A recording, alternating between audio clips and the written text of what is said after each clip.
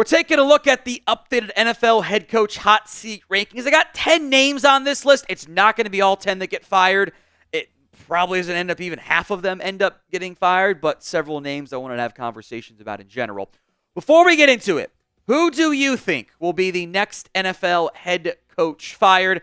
I'm sure Bears fans will have some fun puns on Matt Eberflus' name that we've seen, which I greatly appreciate. Let me know in the comment section of today's show. Start with the least likely guys to get fired, with a couple of names I think would frankly be a mistake if they got dumped. Mike McDaniel of the Miami Dolphins is first up. I know it's been a rough start to the season for the Dolphins. They're sitting there at 3-6. The offense looked like a disaster class without Tua, and it certainly felt like, even though we've maybe thought McDaniel could make the offense work without Tua, Tua probably didn't get enough credit in general on that front. This is year 3, and maybe the first year of his tenure that they don't make the playoffs. That would be very reactionary to me. And look, the season isn't fully over yet. I'm not going to necessarily overreact to a smaller sample size. The playoff concerns that I wonder if this team and staff can overcome are very valid, and McDaniel shares some of the blame for the start. But this Dolphins team is built around not just the head coach, not just the quarterback, but that duo together. The idea that you're going to fire Mike McDaniel and find a better head coach / play caller to maximize Tua doesn't really make any sense to me. And you already paid Tua, so don't you want to have an offense structure that maximizes him?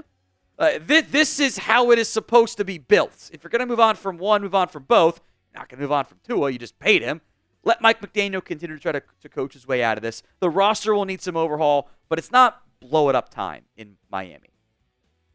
Number 9 is Kevin Stefanski, the Browns head coach, who was the NFL Coach of the Year last year for the second time. Now, you can point out he's had 2 winning seasons in his NFL career in the 5 years he's been the Browns head coach. That's valid. I watched him have a lot of success with Jameis Winston, or with Joe Flacco, who is not having a great start in Indy. I thought about putting Shane Steichen here on this list as well. I'll stick with Stefanski because I think firing him would be a mistake. And I think he'd have a lot of interest around the NFL in the event he did get canned. I would also never rule out the Haslams doing something weird. It's not an accident that a lot of the teams on this list probably don't have the most stable and most consistent ownership structure. It's funny how that tends to be a pretty consistent theme across the board there. Number 8, again, just barely beating out the honorable mention, I guess, Shane Steichen. I feel like he got forced to bench Anthony Richardson in the end, is Nick Sirianni. And the record does not indicate a coach who should even be in consideration for being fired. 9-8, 14-3, 11-6, off to a 7-2 start. Like, that's good. Like, that's a lot of success. And the playoffs are all but a lock in Philadelphia this season. We'll see if they win the division or not. But the expectation is higher in Philadelphia. For an organization that's not afraid of having a quicker trigger, what happens if the Eagles collapse like they did last year? They get off to 7 wins. They start the year 7-2. They finish 500 down the stretch, give or take. What if they get blown out in the first round of the playoffs? At that point, I wouldn't rule out a surprise firing in Philadelphia. So we've already seen 2 head coaches fired. Let's go 3.5 as the remaining head coaches fired. Over or not, because I think your top 3 we're getting to is a lock. They're not coming back. O for over, U for under. Let me know in the comments, the pinned comment of today's video, if 3.5 head coaches end up getting fired. Over or under. Number 7 is Jerod Mayo, the Patriots head coach. And guys, remember the one weird report of he'll be fired in the next 48 hours, then it never materialized because that just straight up never made any sense to anybody at all. Mayo is taking I'm a first-time NFL head coach lumps. I think that's actually kind of obvious. That he's not having the most success. He's learning on the job, so to speak. It's not as smooth as I think he would have liked it to have been, which happens. It happens. But I don't think Robert Kraft wants to have a super quick trigger. I think it would bode very poorly on Kraft, now truly in charge of the organization that maybe he wasn't always with Bill Belichick there, to have the head coach in waiting and then immediately fire him out after 1 year. I doubt he wants that quick of a trigger. Number 6, we're starting to get, I think, some more feasible head coaching firing candidates to an extent. These next 2.5 names are 50-50. Zac Taylor, the Bengals head coach. He has built up the Bengals and helped build them up the right way, from 2 wins to 4 wins to 10 wins to 12 wins. Down to 9 last year. They missed the playoffs, and they're once again off to a slow start. And at a certain point, the head coach has to take responsibility for, hey, we start slowly every single year. That can't keep happening. I think Zac Taylor's seat should probably be a little bit hotter than what it is because they keep finding creative ways to lose games. But the Bengals in general are a patient franchise. They are a group that is not afraid to give the head coach as much time as humanly possible. Looking at you, Marvin Lewis. So I think Zac Taylor ends up returning to Cincinnati. Now, today's show is made possible by Prize Picks. It is the best place to get real money sports action. Over 10 million members and billions of dollars in awarded winnings. Prize Picks has made daily fantasy sports accessible to all. You pick more or less on at least 2 players for a shot to win up to 100 times your cash. Run your game all season long on Prize Picks. You can up to 100 times your cash with as little as 4 correct picks. It is available in over 30 states, including California, Florida, Georgia, and Texas. It even has an injury insurance policy, so your lineups stay in play even if one of your players ends up getting hurt.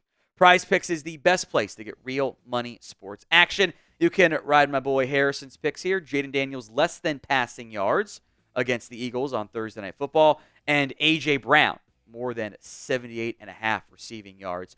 Again, folks, the link will be in the comments section and the description of today's show.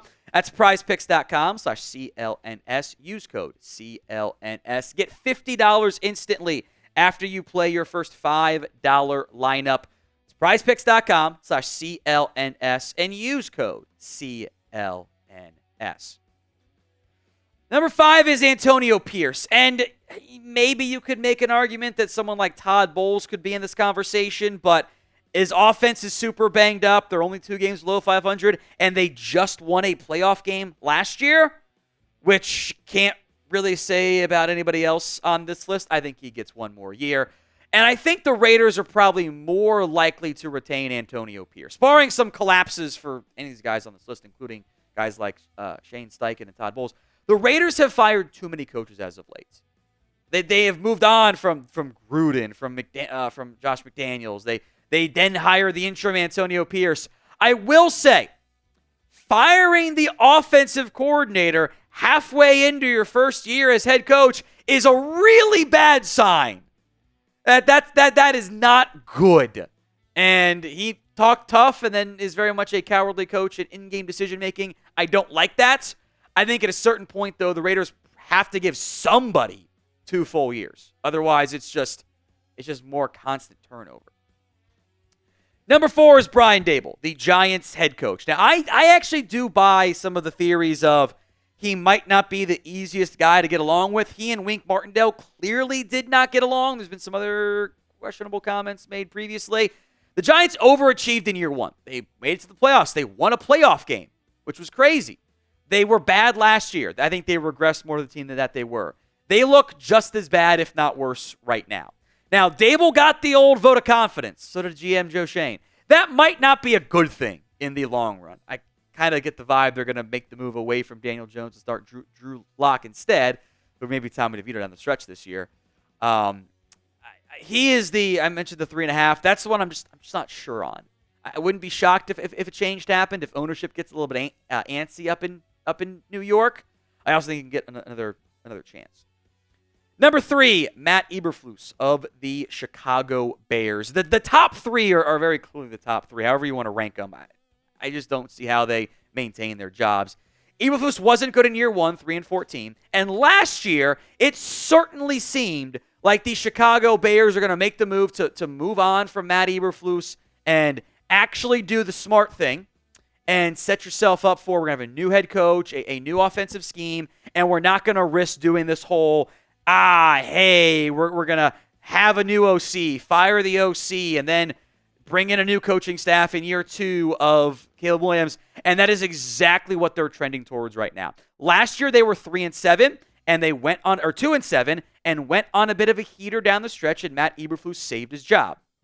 They have to do it again this year, having just fired another offensive coordinator. I don't like the way things are trending right now in Chicago. I wonder if we will look back on a team that had shown promise, had shown upside, looked like they were on the right path. They were coming off the bye week. They just dropped 35 points in back-to-back weeks. The offense has gotten worse every week, and that I fear that Hail Mary broke this team because they haven't won a game since the bye week, 3 straight losses. They're in a bad spot. Number 2, Doug Peterson, the Jags head coach. This one certainly feels like inevitability in terms of his future and his outlook and when he's going to get canned. He did a good job early on in Philadelphia and then took a team that kind of got broken a little bit. Jacksonville was in good shape a year and a half, or I guess almost a calendar year ago, and they've been really bad since then.